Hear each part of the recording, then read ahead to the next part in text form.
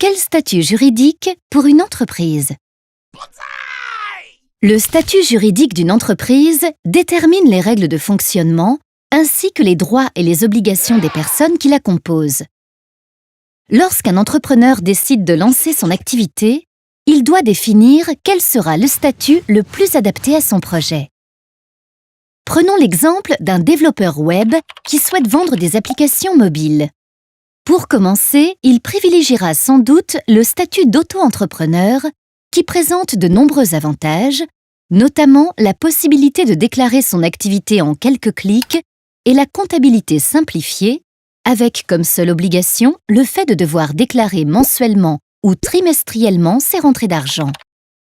Cependant, le chiffre d'affaires d'un auto-entrepreneur ne doit pas dépasser 82 200 € hors taxes pour les activités d'achat et de revente et 32 900 € hors taxes pour les prestations de services.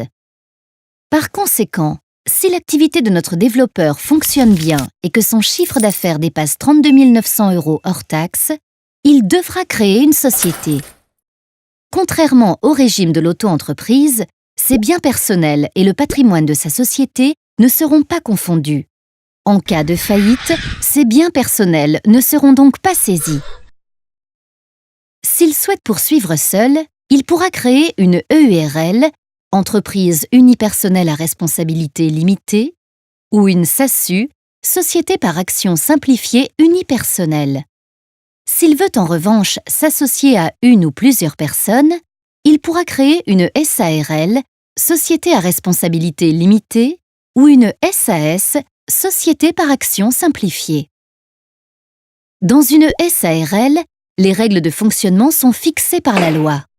L'entrée d'un nouvel associé dans l'entreprise doit par exemple être accordée par la majorité des autres associés. Il n'est pas possible de modifier ces règles. S'il souhaite un fonctionnement plus souple, notre développeur pourra envisager de transformer sa SARL en SAS. Ce statut présente également l'avantage de faciliter l'entrée d'investisseurs extérieurs dans l'entreprise, ce qui peut être intéressant pour notre entrepreneur, par exemple s'il a besoin de fonds pour développer son activité à l'étranger.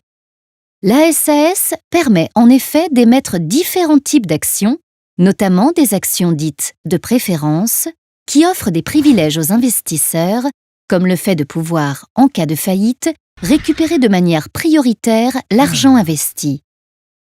Si le capital de la société de notre développeur atteint 37 000 €, il pourra également créer une société anonyme, SA, ce qui lui permettra de vendre des actions en bourse. Le statut juridique d'une entreprise dépendra donc de différents critères, dont la volonté ou non de l'entrepreneur de s'associer, la responsabilité financière qu'il souhaite endosser, ou encore des besoins de son entreprise en capitaux.